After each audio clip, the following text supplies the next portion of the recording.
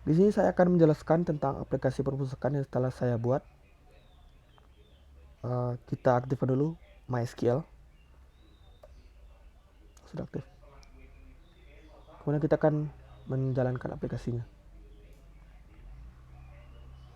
Nah, ini merupakan tampilan utama aplikasi perpustakaan. Kemudian kita akan login menggunakan username dan password admin itu 001. Passwordnya juga 001. Kemudian akan muncul 4 menu bar. Jika kita mengakses aplikasi sebagai admin, maka menu bar kita bisa mengakses semua menu bar. Kemudian menu bar pertama itu data yang berisi anggota dan buku. Ini merupakan tampilan form anggota. Di form anggota ini akan memunculkan siapa saja yang telah menjadi anggota perpustakaan. Kita bisa menambah data anggota ini. Pertama kita klik tambah, terus dimasukkan nomor anggotanya. A013, namanya, kemudian alamat, lalu disimpan. Maka data yang baru saja kita akan masukkan akan disimpan di bagian terakhir. Data ini juga bisa kita edit. Misalnya kita ingin edit ini, bisa kita tambah atau kita hapus, terus diupdate. Ada konfirmasi ingin mengupdate, yes, maka datanya akan terupdate. Data ini juga bisa kita hapus. Misal kita ingin menghapus data yang terakhir, diklik hapus, ada konfirmasi lagi, terus yes, maka datanya akan terhapus. Di sini juga ada fitur mencari berdasarkan nomor anggota dan nama. Jika kita mencari berdasarkan nomor anggota, maka kita tinggal masukkan nomor anggota. Misal kita ingin mencari nomor anggota A003, cari, lalu akan muncul data anggota yang memiliki nomor anggota A03. Jika kita mencari berdasarkan nama,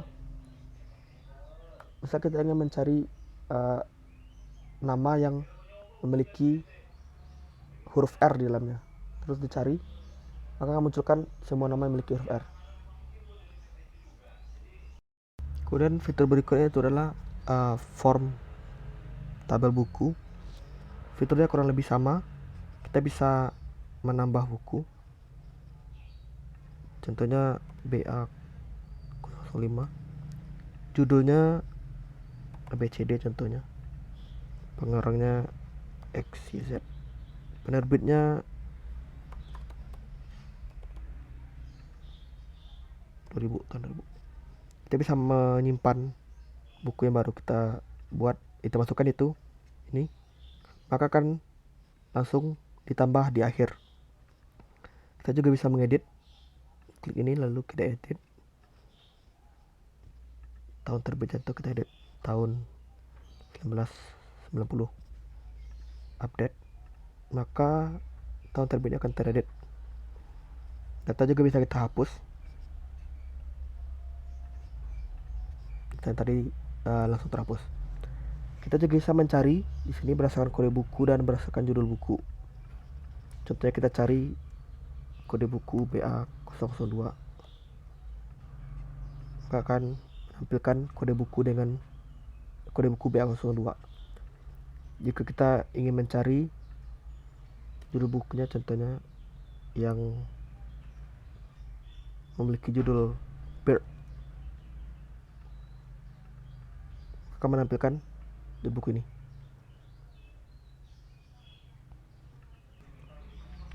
Fitur form peminjaman. Di sini kita akan masukkan, jika ada orang yang ingin meminjam buku, maka di sini kita akan masukkan data orang meminjam buku tersebut.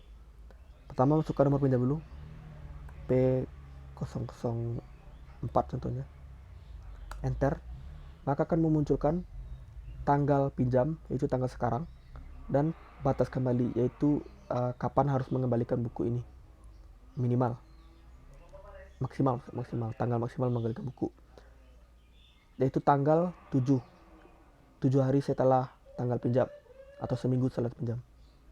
Kemudian masukkan nomor anggota A001 misalnya, maka akan memunculkan nama anggota tersebut. Masukkan kode buku BA001, enter, maka akan munculkan judul dan status buku tersebut tersedia atau tidak. Di sini ada berarti bisa kita pinjam, tambah maka bisa dipinjam. Jika ingin menambah buku lagi bisa BA002, enter. Nah, di sini status bukunya dipinjam.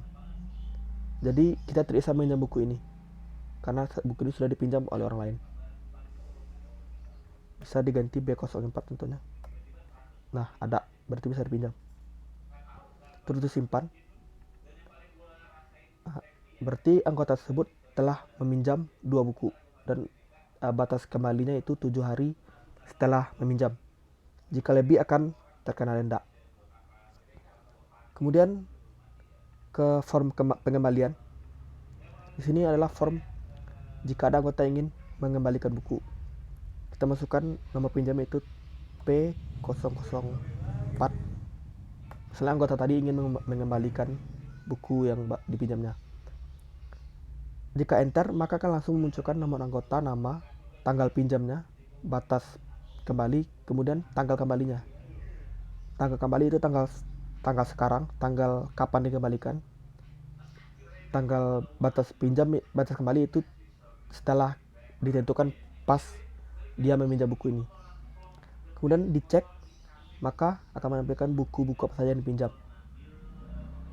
Jika klik salah satu buku, yaitu misal buku ini, maka akan muncul status bahwa buku ini belum terlambat, status pengembalian belum terlambat, jadi belum terkena denda.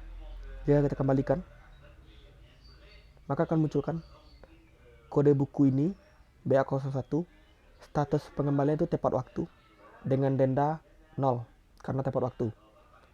Kemudian ada informasi kembalikan buku, yes, maka salah satu buku akan dikembalikan.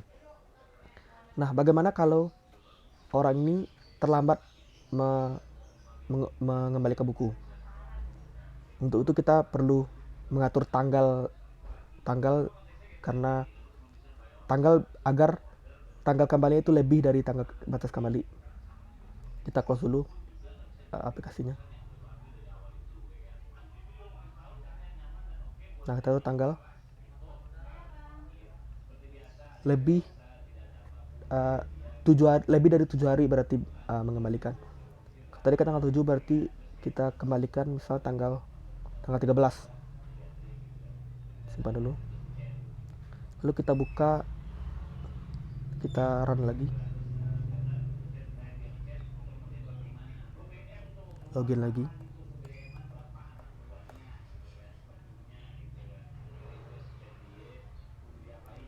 Jika kita masukkan lagi nomor pinjam P004, maka akan memunculkan nomor anggota, nama, tanggal pinjamnya sama batas kembali sama, tapi tanggal kembalinya tanggal yang telah kita rubah. Jadi anggap saja sekarang tanggal 13 Desember.